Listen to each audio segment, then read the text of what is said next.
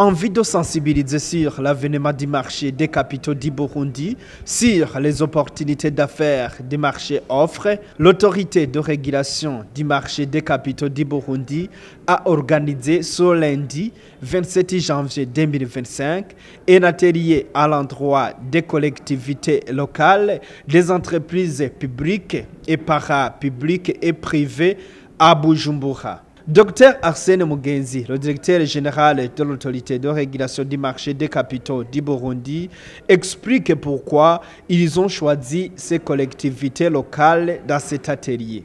Ce sont les entités qui ont besoin de financement, ce sont des entités qui entreprennent des investissements à long terme. Si je parle des collectivités locales, ce sont des entités qui doivent entreprendre des investissements de grande envergure, la construction des routes, les ponts et l'aménagement de leur territoire.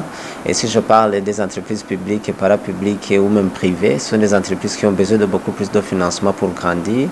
Et toutes ces entités sont vraiment un grand chantier, et notamment dans le but d'atteindre la vision 2040-2060. Donc, on voudrait les présenter les opportunités que le marché des capitaux offre pour financer ces projets dont il est question.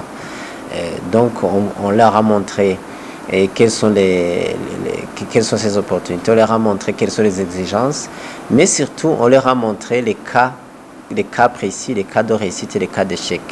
Et pourquoi cette approche? C'est pour d'abord leur montrer que c'est pas une affaire unique au Burundi, ça s'est fait ailleurs. Et quels sont les facteurs qui ont fait qu'ailleurs ça réussit, et quels sont les facteurs qui ont fait qu'ailleurs ça échoue.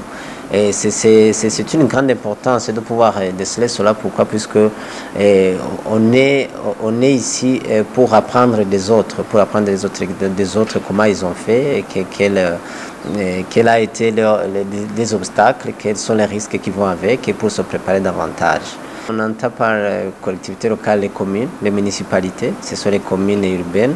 Aujourd'hui dont il est question, on a invité les communes urbaines Nangwa, Mukaza et Mura. Mais si on va aussi à l'intérieur, ce sont les communes de l'intérieur. Et ce sont ces entités-là qui peuvent effectivement, de par leur autonomie qui leur est offerte par la loi, entreprendre des activités d'investissement dans les infrastructures d'intérêt public. Cet atelier a été utile pour les participants, selon Mireille Irakoze, qui travaille dans le département d'appui à la réalisation des contrats au ministère des Finances. L'atelier a été utile pour nous. On entendait parler des marchés de capitaux, mais on n'avait aucune idée sur les marchés de capitaux.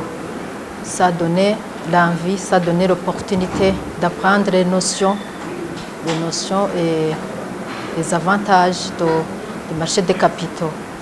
Donc ça a été utile pour nous.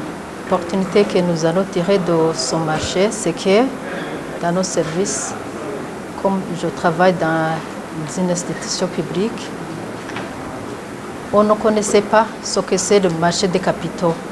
Pour le moment, nous allons identifier les projets qui peuvent être réalisés sous ces marchés.